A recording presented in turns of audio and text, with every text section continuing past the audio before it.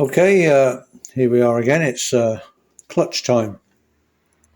So we're just going to sort the clutch out before we slide the clutch onto the clutch hub in the clutch housing.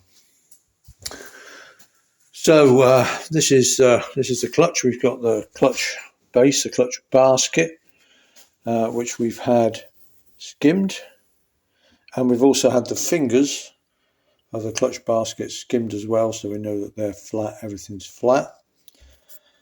Then we have the actual clutch plate, and we've invested in a new clutch plate. This is a wider, thicker clutch plate, which is supposed to help make a lighter clutch. And I think on evidence, I've used it in the last bike we did, and it did help, definitely. It's not like a game changer, like wow, half, but it's definitely lighter. This is the original clutch plate. There's nothing really wrong with it, but we thought we'd change it anyway.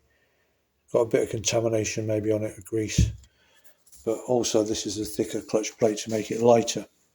Then we've got the pressure plate.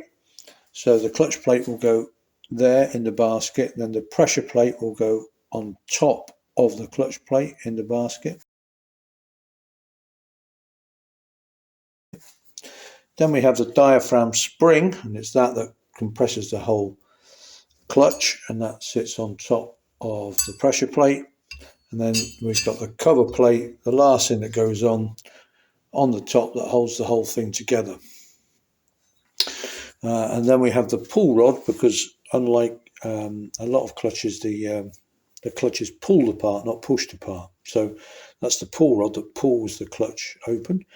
We've also got a clutch hub centering tool that was actually 3D printed by Richard Davies. That's marvellous. A well-known triple enthusiast there, and he's given me that, and we can use that for centering the clutch later on. We'll talk about that when we come to it.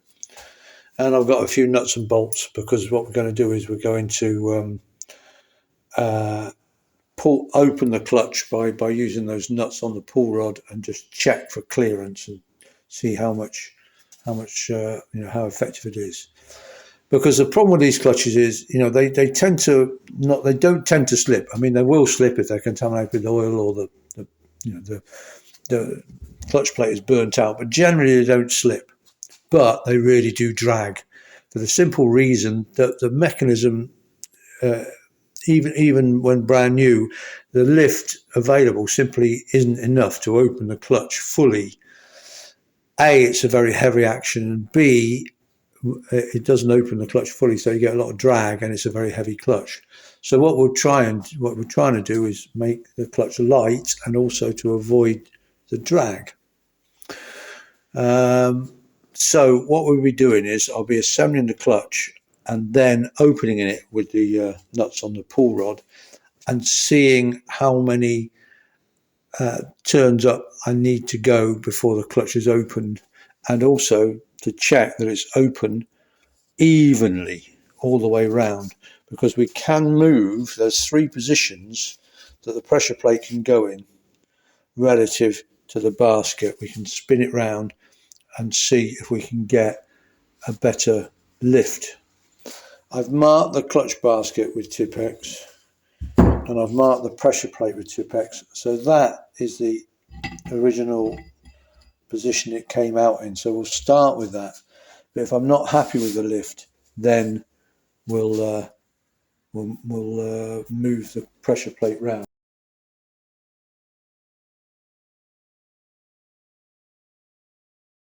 And then there's these 3 little sort of dowels, special dowels, and they go in the top of the clutch basket and locate with the holes, 3 holes in the pressure plate.